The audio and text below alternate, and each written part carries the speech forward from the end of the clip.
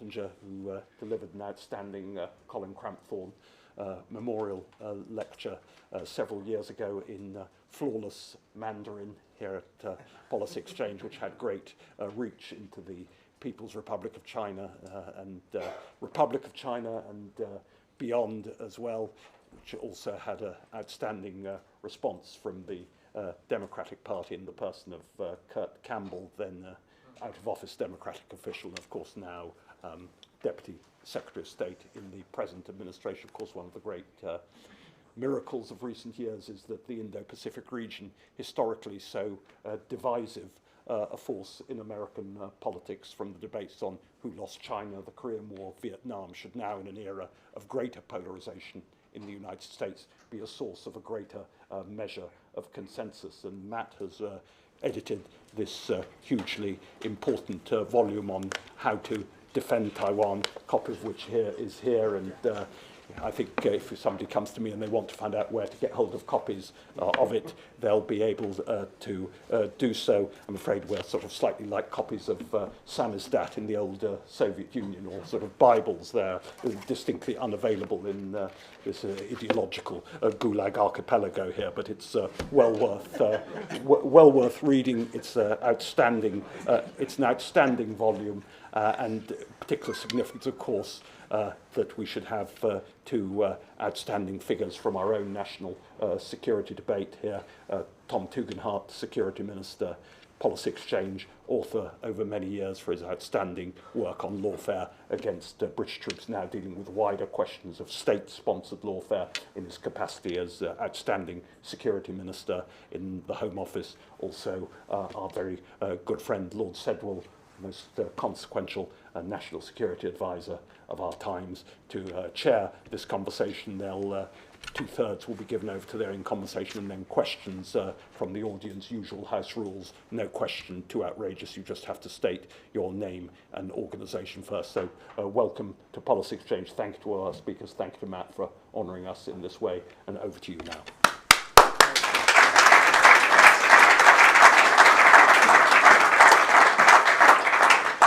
Well, Dean, thank you as ever for your unique introduction to all of us.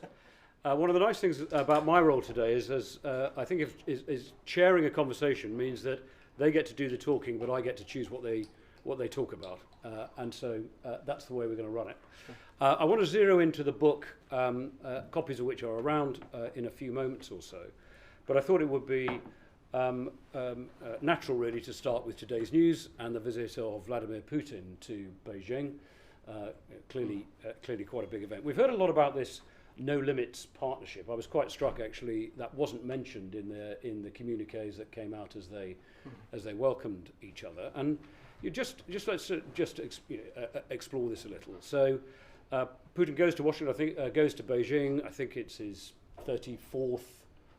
Meeting between the two men, 19th or 20th visit to Beijing. There's this talk of this deep partnership, but Beijing doesn't, while giving them a lot of rhetorical support, doesn't recognise the annexation of Crimea or parts of Ukraine, buying an awful lot of oil at bargain basement prices, who's winning from that deal, and is supplying quite a lot of dual-use capability, but no armaments. Now, presumably that isn't altruism. That's partly in order to preserve their equities with the sort of big non-aligned world, and partly because they're concerned about secondary sanctions. But it is striking. There are quite significant limits to this no-limits partnership, and I wondered how you read this visit. Yeah, absolutely. I want to thank Dean and Policy Exchange for hosting me again after the speech, the Colin Crampwell address a few years back, and Tom and Mark for doing me the honor of joining me for this event. Mark, I think that that there was a bit of ambiguity for the first year of the relationship after that No Limits Pact was signed. And it was only a few weeks after the pact was signed that Vladimir Putin began his all-out offensive on Ukraine.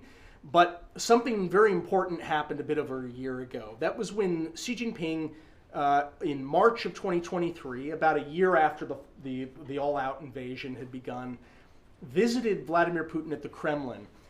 And we now know that was a turning point in this war, where, and I believe that a very strong case can be made that Xi Jinping came to regard this as a full-blown Chinese proxy war against Europe and the United States beginning last March. What happened in March of last year? Xi Jinping visits the Kremlin. Among other things, he tells Xi Jinping that there are changes occurring in the world that are unseen in 100 years. He's really referring back to the World War I and World War II. And he said, you and I, Vladimir, are the ones driving these changes together. So there you had Xi Jinping really admitting that he is, with Vladimir Putin, a co-architect of these changes, which are not changes for the better. This is a period of new global instability and warfare, and I would say proxy wars. We now know from the U.S. Secretary of State Tony Blinken's visit to Beijing just a couple of weeks ago. Tony Blinken told Xi Jinping and told the public that China is now overwhelmingly the primary supporter of Putin's war in Europe. He said that it has had a material effect on the course of the war. And Tony Blinken also said that, if not for the support that China is providing Russia, Russia would not have been able to sustain its war, much less begin this new phase of aggression pushing deeper and deeper into Ukrainian territory. So I don't think that the ambiguity is there anymore, even though rhetorically sometimes Xi will refrain from flaunting the no limits language. I think what he's doing in action is showing the depths of his no limits partnership. He's also, of course, acquiring greater and greater leverage over Russia, as you alluded to. Sorry, Tom. You've been working on China for a long time, and many will know that you spent a long time there as a journalist. And when you were first there, you saw the relationship between China and Russia somewhat differently. Certainly that relationship is not one that's always been positive. You don't have to go back very far to see that hostility. Yeah. How do you see the connection today to the past? Because, I mean, I'm also looking at China for various different reasons. And if you look at what China's doing in what is now Eastern Russia, places like Vladivostok and Northern Siberia, you're seeing a very different emphasis on that partnership. And that no limits could also include words like no borders, as the old Chinese names are starting to go back onto the map and the modern Russian names are disappearing. How do you see that? Yeah, well, you're right. This is not a natural alliance between the two sides. This is a top-down leader-level alliance. And I think at some level it makes both bureaucracies in Moscow and in Beijing a bit uncomfortable, but they're having to follow their leaders under those systems. I remember as a young student studying in China, I went up, this is back all the way in 1993 or 94, I went up to the northeast of China, up to Harbin, and I would hear shopkeepers, when I would come in, refer to me using a derogatory term they used to describe Russians, Lao Mao Zi. It's, sort of barbarian. It means like hairy guy. And then I spoke Chinese and I would call them out. But then when they learned I was an American, they would brighten. They'd say, "Oh, he's not a barbarian. He's an American." It's a matter of perspective. Yeah, it's a matter of perspective. I think I am a barbarian actually, and I'll own that. The degree to which Vladimir Putin is sacrificing the long-term interests of Russia is profound. I met together with our National Security Advisor, Robert O'Brien, in the fall of 2020 with Patrushev, and we spoke to him at some length about the degree to which Russia was surrendering agency to a dominant power, Beijing. And what you're seeing really is sort of a reversal of the Korean War era dynamic where Joseph Stalin was more than happy to send young Korean and Chinese boys to their death fighting against the United Nations forces on the Korean Peninsula. Now Xi Jinping is more than happy to send Russian boys to their deaths fighting in Ukraine. And by the way, the latest figure shows that there's about 450,000 Russians have died or been wounded in this conflict in Ukraine. So this is the Korean War of the Korean War of the new Cold War is what we're experiencing here in Europe. Tom, just to touch on some of your own experience and responsibilities. We just go back, not quite as far back as the Korean War, but back to the Deng Xiaoping era. And something that really affected the UK was the agreement over Hong Kong, the 1984 Joint Declaration, and then the handover of Hong Kong. And I always thought that one of the genius of Deng Xiaoping, when he came up with that phrase "one country, two systems" about Hong Kong and Macau, of course, was that they were really the pilot. And his plan was that would reassure Taiwan that it was safe to re-enter the embrace of the People's Republic, and that they would be allowed to retain their separate system. Of course, Taiwan wasn't a democracy in those days, neither was Hong Kong. Well, that's been comprehensively abandoned, Tom. But just sort of touch on that, and then how that might. How that is playing out, that sort of sense that it was originally seduction, but it's now very much a policy of coercion.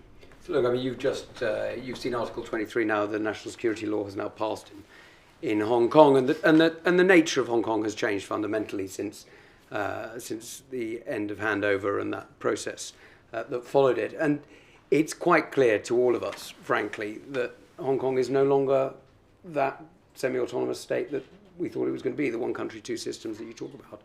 You know, I mean, there are sort of vestiges of it, if you like. There's the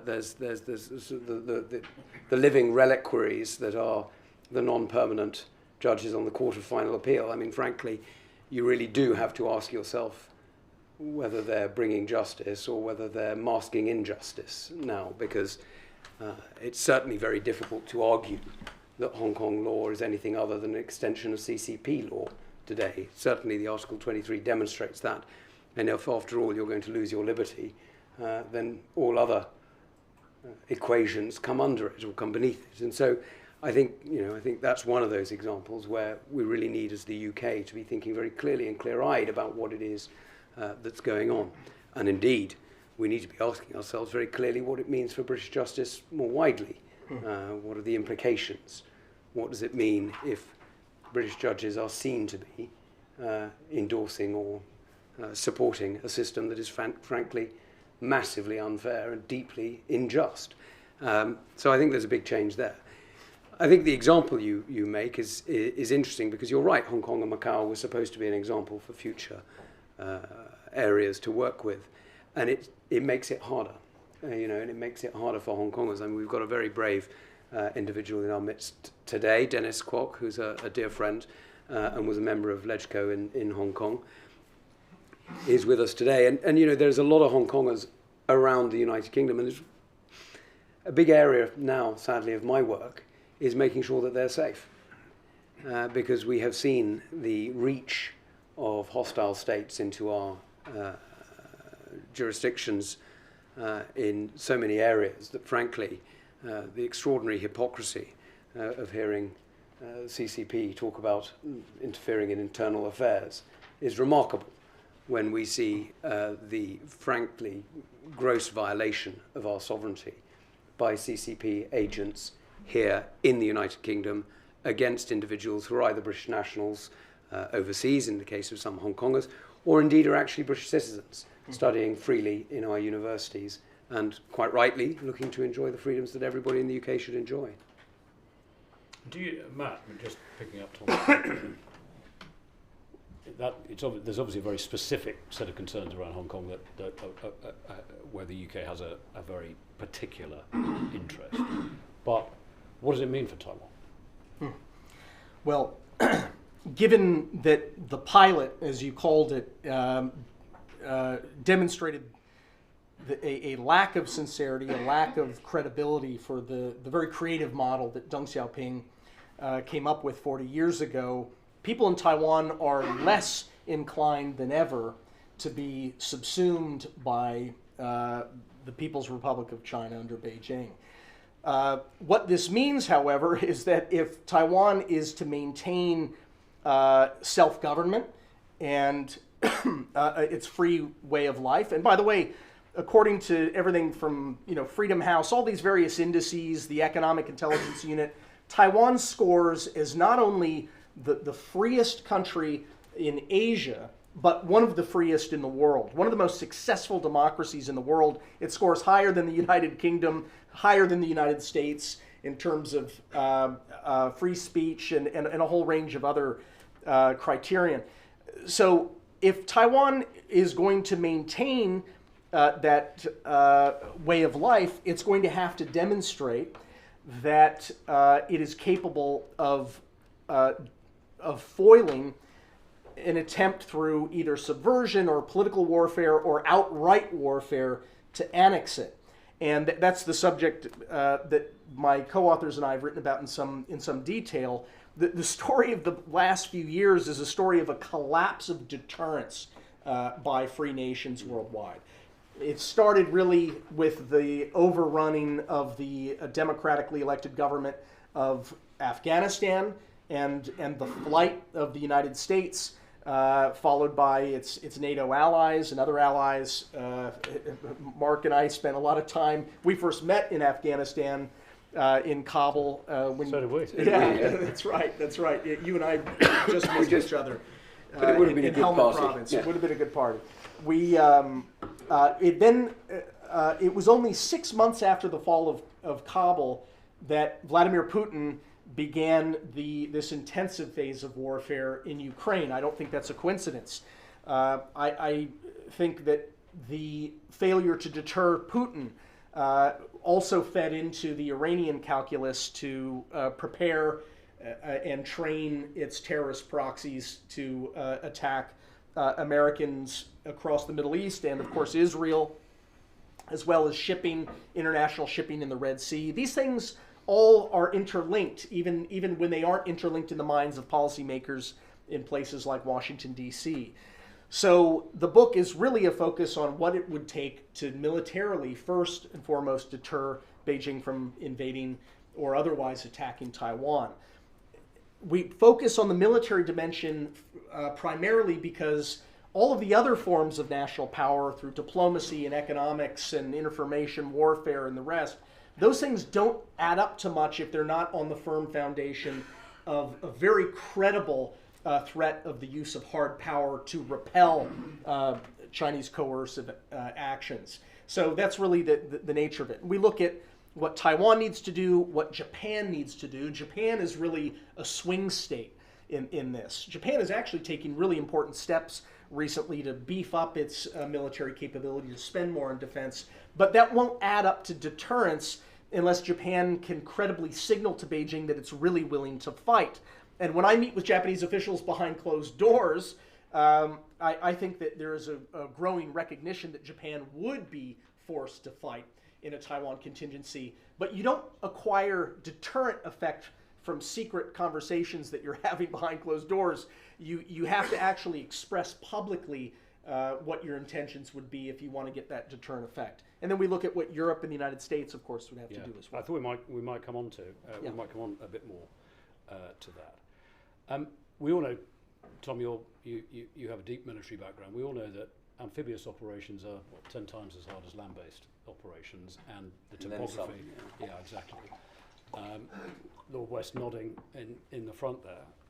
And we also, of course, know the topography of Taiwan is pretty forbidding. So for China to carry out a full-scale invasion, I know, Matt, you warned, of course, it doesn't have to be that, would be a really challenging prospect. But just, how do you read that? Because we sometimes hear that China is readying themselves for something to happen in the very near future, and yet certainly I think the way that our military analysts would read it, Tom, we would think they aren't ready yet, at least, and it's going to take some years to build up that kind of capability. Tom, I don't know whether you want to So I'm not going to step on the MOD's toes on this, but there is certainly, combined operations is more than just building ships. Yeah. And operating a carrier battle group is more than just building a steel platform at sea. These are very, very complicated things to do, and you don't need me to tell you that crossing whatever it was, 40, 50 miles of sea between here and Normandy was pretty tricky. That's a lot more sea. Yeah. And the beaches are a lot less smooth. Mm-hmm. So, it's a very different circumstance. But I think, coming back to Matt's point, What we're really talking about is deterrence, and how do you do deterrence? And Matt's quite rightly focused, and if you read his book, and I hope you will, he's very much focused on the military aspect because he correctly says it is the building block. But the reality is that everything we do is about deterrence. Everything we do is about credibility. And that's where I think the Prime Minister's speech on Monday was extremely important, because what he set out was an understanding that we live in a different age, that we live in an age where our security is challenged by security overseas. We're in an age of extremism at home and insecurity abroad. And in an age of extremism at home, you need to deter by the actions that we're taking in various universities and various different profiles with the police and things like that. And in an age of insecurity abroad, it's about our alliances and about how we work together. And that's where, you know, I can talk to you in some detail, not too much, about the way we're resisting foreign state activity here. I can talk to you much less about the way we're partnering with allies like the United States, but actually many more, and in fact many that you may be surprised at, if I were to tell you, well, you wouldn't be surprised, but a few others maybe, about the way in which we're partnering in ways of intelligence and more subtle ways of deterring others. And that's where I think that going back to your initial point about the China-Russia axis, there is a real approach that we need to take as free countries, as democracies, as non-authoritarian states, depending on where you wish to draw that line. And the way in which we need to do it is in a way that is as open to partnership as possible while defending the fundamentals that keep us free. Matt, you talk in the book, and you have a series of very distinguished authors and contributors. Anders Fogh Rasmussen, for example, contributes one of the later chapters, where you talk about the roles of the US, obviously, and Taiwan themselves, but then Japan, Australia, Europe, and others. And so perhaps just touch briefly on that, because in his chapter, Anders talks about economic deterrence as well as military deterrence, right. although as a former NATO Secretary General, obviously thinking about the military deterrence as the platform, as you both touched on. But then there's a question about US leadership of an alliance of that kind, and certainly under the last administration that you were part of, there was quite a lot of anxiety in Korea, in Japan, as well as in Europe, about the solidity of the commitment. So perhaps you could just touch on both of those elements. Yeah, absolutely. Europe's role would be to show solidarity with the United States and Japan and Taiwan and Australia and others who would be more likely to be directly involved in a conflict, in part through things like signaling in advance will to impose very steep economic costs on China. Now, economic sanctions alone are not sufficient to deter someone like Xi Jinping. They weren't sufficient to deter Vladimir Putin. But imagine if those threats had been made well in advance of the massing of forces on the Ukrainian border. It might have given more food for thought to someone like Vladimir Putin. And also, China is far more dependent on its access to. We think of China's interconnectivity with the world as something that gives China leverage. It actually runs in both directions. Xi Jinping's economy is doing quite badly right now, and he's made quite clear that his only real hope for digging out of that hole is to make the rest of the world a giant sponge for absorbing Chinese excess capacity of everything from EVs to solar panels to everything else that they make under the sun. So that actually gives us leverage in that relationship. We can actually put the Chinese economy into a stranglehold and signal in advance of a war that it would be very unwise for them to go that far. It does not make sense for European leaders to talk about how this is an American problem, not a European problem. It doesn't make sense any more than it would make sense for Americans, as some more isolationist-leaning Americans have said, to say that Ukraine is a European problem, not an American problem. That's nonsense. It is a problem for all free countries, and so creating. You mentioned just the terrain to Tom, this idea of an amphibious assault. what would Ukraine give to have 100-mile wide moat between itself and Russia right now? That's what Taiwan has. It has a moat 100 miles wide, and China cannot take Taiwan very easily, short of using its huge maritime force to actually cross that moat, and hence the term boiling moat. We think that turning the Taiwan Strait into a boiling moat and demonstrating that we have that collective capacity to turn it into a boiling moat would be sufficient to deter Xi Jinping from taking such a risky gambit. Could just briefly, I want to bring Tom back in on this in a moment, but just briefly, talk us a bit about the politics within the CCP, because it's a more complex picture than probably we see in Russia with the power vertical. We personalise a lot around Xi Jinping. He's acquired an awful lot of power to himself, strongest leader since Mao, etc. Unprecedented third term, but because we don't see it, doesn't mean there isn't quite a lot of politics going on within the Communist Party. Yeah, there's no question that there is widespread anxiety with Xi Jinping's leadership, even within the ranks of the 96 million or so party members in the Chinese Communist Party. It is another thing, though, to say that you can organize factions in opposition to Xi Jinping. I see no evidence that those factions are extant. It's just not. It's just too risky to do that. But I've been struck from talking to Chinese friends who are overseas right now, but who've spent a lot of time in China. They talk about open criticism of Xi Jinping among government officials at the local level.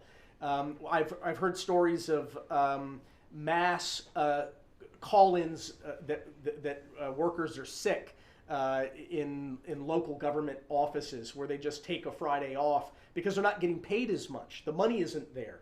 The bonus structure. I actually think China, for a while there, had a better system of rewarding its bureaucracy than we have in the United States, because Jiang Zemin, 2 leaders ago, had instituted a bonus structure for high-quality performance. That has all been dismantled, or largely been dismantled. And so people are getting paid a lot less to do more. They're being required to study Xi Jinping thought, talk about a mind-numbing sort of syllabus. And Chinese officials used to be able to borrow language on bulletin boards and kind of just go through the motions. Now they have to read an app that follows their eyes to make sure that they're reading all of the material, and they have to take on-the-spot quizzes on Xi Jinping thought on the new era of Chinese socialism. It's a bit like a speed awareness course here. If you've ever done one of those online. Yeah, exactly. Yeah, imagine that. So I'm told, Minister. I wouldn't know. So I don't think that I think there's a lot of unease with his leadership and what he's done single-handedly to harm his own economy. But I don't think that right now we're seeing the signs that is on the verge of coalescing in some kind of organized resistance. I want to come to questions in the audience in a moment. I think we have one online, but so please ready yourselves because we'll need to be fairly brisk through that.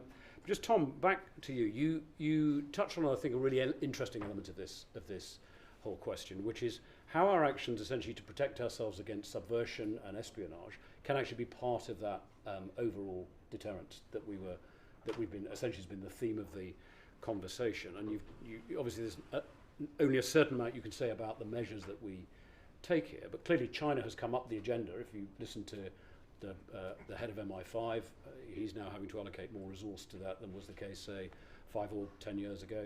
But you also talk, as Security Minister, you'll also be talking quite a lot to your counterparts in the Five Eyes, in European allies and so on. Do they see it the same way? And how well do you feel as an alliance, as a wider alliance, NATO plus, if you like?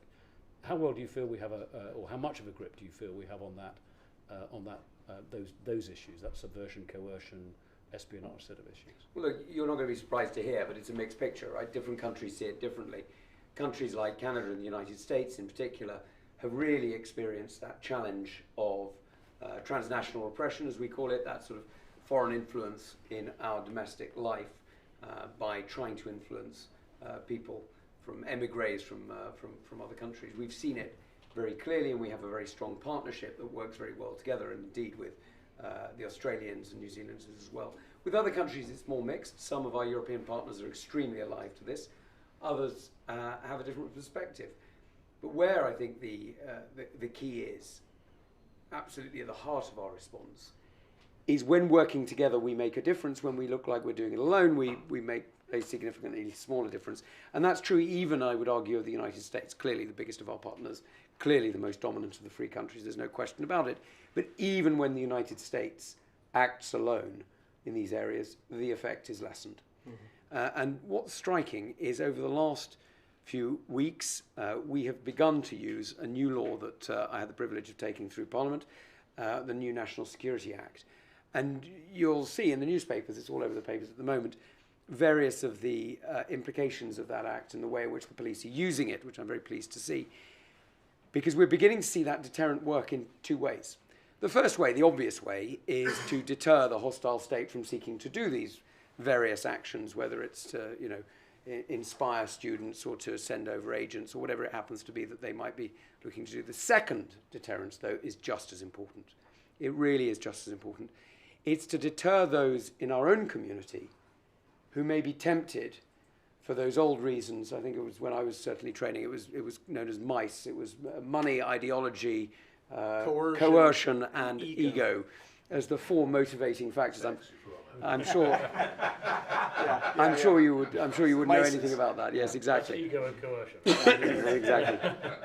Or ideology in some cases, but but it's certainly those old motivations haven't gone away. There are individuals within our own system who thought it was, reaction-free, consequence-free action. And it's not true. The reality is that this country will always defend its interests. This government will always defend the British people, and we will be absolutely clear that when you betray the British people, there will be consequences, and that's what this new National Security Act is doing.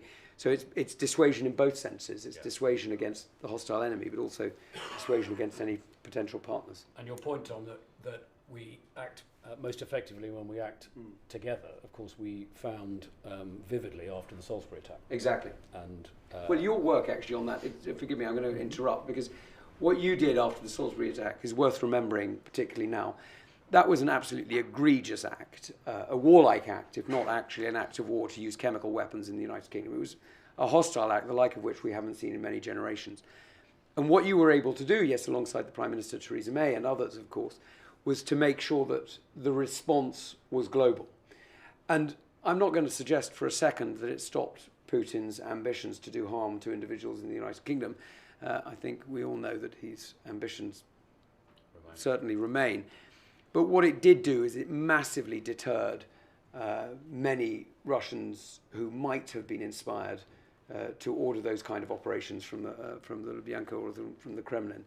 From taking them, because the risk went up. Now, they haven't gone away, but the risk has changed. And the number of Russian spies under diplomatic cover who were expelled from European countries in the United States. I don't know what the total was, but it was a big number. It made a dent in Russia's ability to even conduct some of these activities. And some of the time you just have to dismantle the networks, because that reduces their capability. Right, let's go to the audience. Andrew Roberts wanted to start, and can I just remind you, name and where you're from when you answer your question. Andrew. Andrew Roberts, historian. Hello. Could you talk about, to continue this concept of Western collaboration, could you talk about the Aus Treaty, where it is and its ambitions, and also obviously the effect it's having on deterring China? So thanks, Andrew. The Aus Treaty or Pact is something that President Biden's team created and endorsed together with the United Kingdom and Australia just a few years ago in his first term in office, his first year in office, 2021. A lot of the focus has been on submarines and finding ways of ensuring that Australia can acquire not nuclear weapons submarines, but nuclear-powered attack submarines that are used to threaten, if necessary, the Chinese Navy and other aggressors. They can last underwater without having to surface for a very, very long time. They can patrol much longer distances. And of course, this is very difficult because there are constraints on the shipyards and how much can they actually make. But I actually think the second pillar of the AUKUS agreement is going to be even more consequential in many ways, and that is really about collaborating. The United Kingdom, Australia, and the United States collaborating on developing munitions and weapons systems besides submarines that could hold aggressors at risk, and finding ways to strengthen our collective defense industrial base to be able to generate munitions in sufficient quantities to convince people like Vladimir Putin and Xi Jinping that we're not going to run out of ammo in the first month of a fight, but actually we can stay in that fight in ways that will be very costly for aggressors. So I think it's a very good idea, and it's something that's beginning to get fleshed out. It may be that there are others who join into that pact, like Japan or South Korea. I think it was Prime Minister Malcolm Turnbull that had even suggested bringing in France, although that would make for a much more fraught acronym. But yeah, look, this is a good starting point that we can build on. Tom. Look, I mean, I have to say, I think it was one of the most singular successes of the Johnson administration to bring this deal to fruition. It's a remarkable achievement, and the level of partnership that it implies is inspiring because, of course, what it does that's different from most treaties, it's not an exchange today, it's a promise for tomorrow.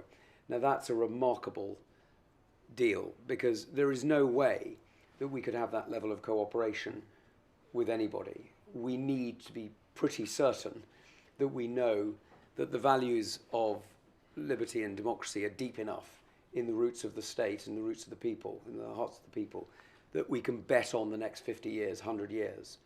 And that's what that deal does. That's why it's so important. And so I think it's a fantastic achievement. James. And then maybe start going for pairs of questions just to keep us moving. James Landau, BBC. You say that the Chinese support for Russia and Ukraine is part of a proxy war against the West. How much is that tempered by China's desire to protect its trade with the West? And secondly, if I may, we're seeing the Russo-Sino axis in all its glory today. What should we do about it? How should the West respond? In what ways? Right. Look, right now I think Beijing is having its cake and eating it too. It's waging proxy warfare against the West, right here in Europe, but also enjoying strong trade ties with Europe and with the United States, which are the two most important markets by far for China. So I think we need to start stitching together a joint response, and to some extent we're doing this now haphazardly, but what you're starting to see with President Biden's announcement this week of significant new tariffs for China, 100% tariffs on Chinese EVs, a raise in tariffs on Chinese solar panels, a raise in tariffs on Chinese aluminum and steel, and at least a lot of discussion that's taking place in Brussels about doing something similar in Europe.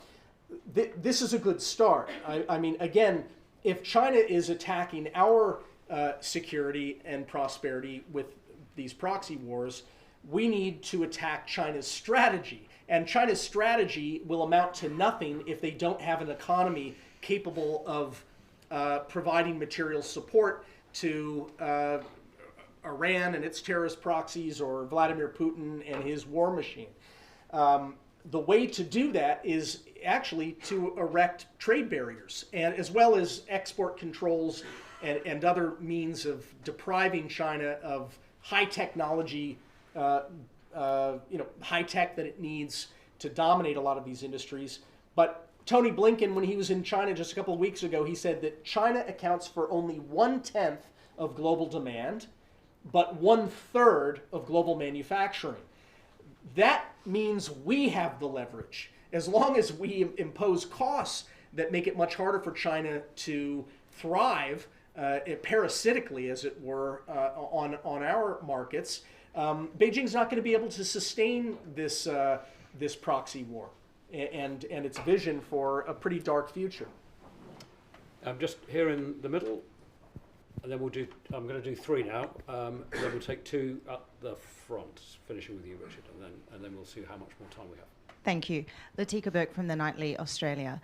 Following on from those comments about needing to collapse the Chinese strategy and your earlier comment about the collapse of self-deterrence, I wanted to ask you what the suite of options should be for trying to stop the PLA and its coercive activities in the South China Sea. We saw this last week with the Australian helicopter pilot having flares in front of them. We've had our Navy divers pulse with sonar. Obviously, we're all aware what's happening in the Philippines. It's not stopping China. So what options should we be thinking about to try and deter those actions? Sure. Thank you. Then the two. Great. Thank you. My name's Matthew Trimming. I'm Senior Advisor at Public.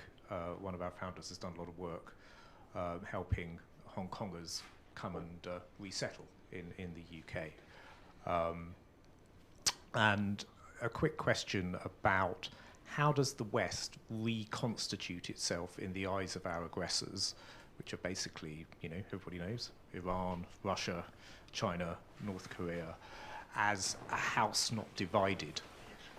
Since the Second Gulf War, there has been a sense in their minds that we are a house divided between Europe and the US and the UK and Brexit and NATO and et cetera, So how do we reconstitute ourselves as a coherent force for good against these aggressors? Okay, and then Richard. Thank you, and then I'm going to come to Tom and Matt. Thank you. Richard Keane, a lawyer. And your reference to the moat prompts an inquiry about the strategic situation in the Matsu and Qian Islands. Mm-hmm. The principal islands lie only 5 miles off the Chinese mainland, although they're ROC Taiwan. Mm-hmm. In the past, Washington's been very ambivalent about whether an occupation of those islands would prompt a US reaction. But at the end of last year, the US put about 70 US special forces into the Matsu Islands. Is that a strategic error in view of the fact that if the Chinese announce in advance they're going to occupy those islands, the US would appear to have 3 options. 1, remove their personnel. 2, leave them to be overwhelmed. Mm-hmm. Or 3, leave them to surrender, none of which seems very attractive. Tom. Well, I'm delighted. You may not want to take all of those. I'm afraid I'm not going to take all of those. Yes, the constraints of office. I'll leave Matt's a bit freer than I am. I will talk a little bit about the Hong Kong question, because you're right. The response of this government and the British people to the Hong Kongers leaving what is increasingly an authoritarian regime is really inspiring. And the way in which the British people have opened their hearts and their homes is quite remarkable. And so I think that there's a real example there of where the UK can demonstrate that approach. I mean, I think there's other ways. I'd love to see Jimmy Lai Wei in front of the Hong Kong Economic and Trade Office. I think that might be a nice reminder that we do recognise the rights of British citizens abroad. So I think there's an awful lot that we can do. But the real challenge is how do we do it together? And that's where the work that actually Matt's doing now, but actually the work that many of us are doing in government, in making sure that we're aligning our interests with those of others is so important. So in recent years, it's become increasingly clear that the way in which different European countries have made deals with China has different consequences and different fallout. And it's also increasingly clear that those who stand up and are powerful in their response have got a different response back. You know, we know that bullies prosper in weakness. We need to show a bit of strength. And it's not as though we don't have it, as Matt correctly identified, citing Tony Blinken. This is a more balanced game than some people claim. And actually, in the long term, it's very, very much in favour of the free countries if we believe in ourselves. you've touched on AUKUS already, Matt. Yeah.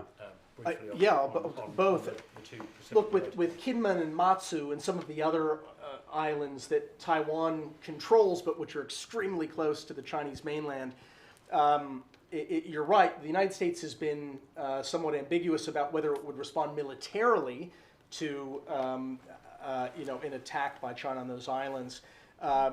The specific thing you mentioned of U.S. Special Forces on these islands, I'm told that those reports have been highly exaggerated. I actually have some serious doubts about whether those reports were accurate. That said, if Beijing were to move on these offshore islands, there's no question that Beijing already possesses the military might to easily overwhelm those defenses. But I question the wisdom of a strategy of doing so, because Beijing wouldn't gain very much strategically from controlling these little offshore islands. What it would incur, however, is the beginning of a real coalescence of Western response, Japanese response. This might be an opportunity for the United States to start putting troops on the main part of Taiwan, which would make it much harder going for China to attack Taiwan. So I don't know if it's a wise strategy. It doesn't mean that Xi Jinping won't do it, but I don't think he gains much from taking these offshore islands. To the question about the South China Sea, look, I think the whole first island chain, which is this old term that goes back to sort of describing everything from really the Aleutian Islands down to the Japanese islands, Taiwan right at the heart of it, on down through the Philippine Islands and to Papua New Guinea and Australia. Increasingly, that is becoming more like a West Berlin. And one of the things that we have to do is both keep a hot spotlight on Beijing's coercive activities, injuring Filipino sailors as they're trying to do their fishing, or they're trying to resupply Filipino soldiers on some of these offshore atolls.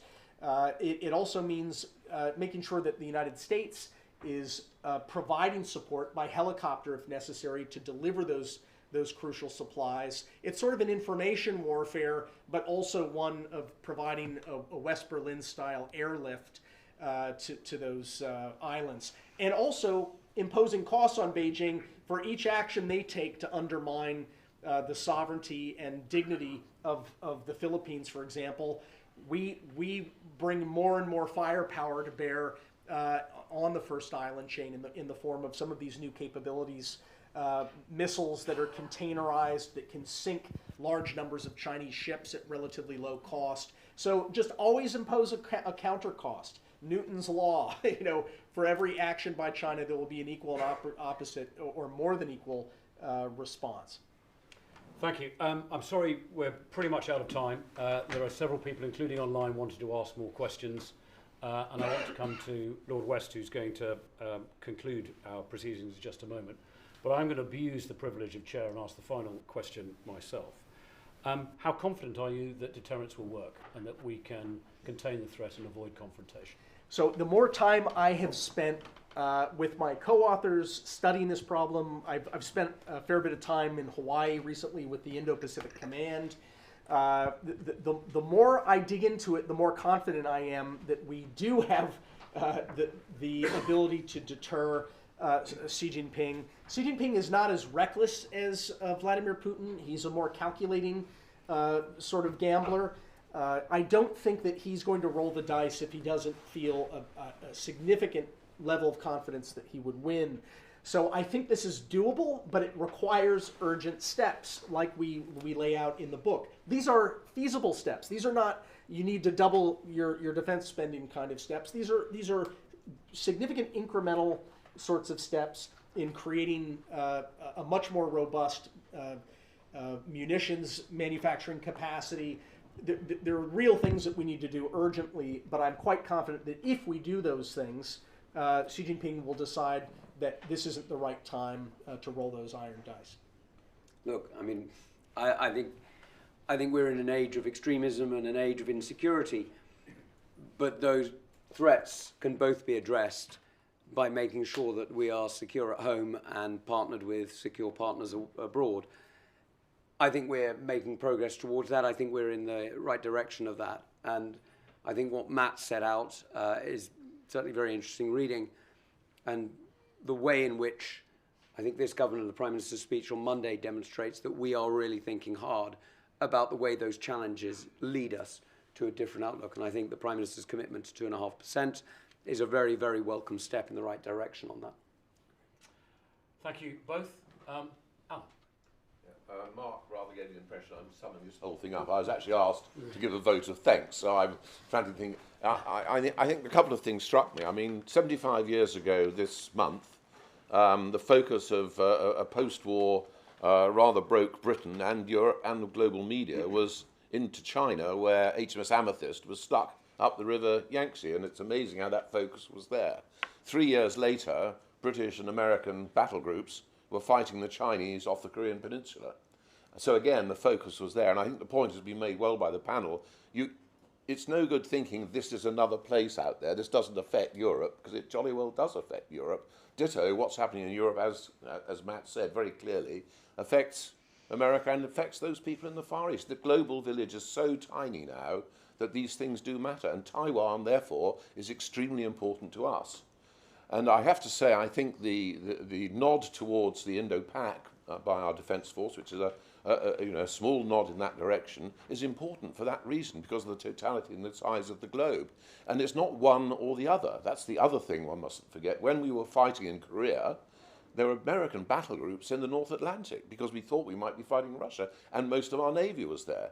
So it's not one or the other. We've got to be able to do both of these things. So I think that was a very important message. As a sailor, I have to come in on the business of amphibious attacks on Taiwan. D-Day, we had 8,500 ships to land 140,000 men. 8,500. The Chinese have got a big navy, but my God, it's nowhere near that big. And we did that with complete sea superiority and complete air superiority. Trying to do a big amphibious attack on Taiwan is a non-starter. So I think that point was very well made. The thing that didn't come out at all, I had a lot to do with the Chinese over the years and Chinese leadership. And generally, their military and the leadership, they do not like wars. Wars are too uncertain. They think they think they can achieve what they want to achieve without having to have a proper big war. And I think we should remember that. That's why I think the amphibious assault thing is not so critical. I think the no limits agreement, I think that was fascinating, the way that was brought out by all of you.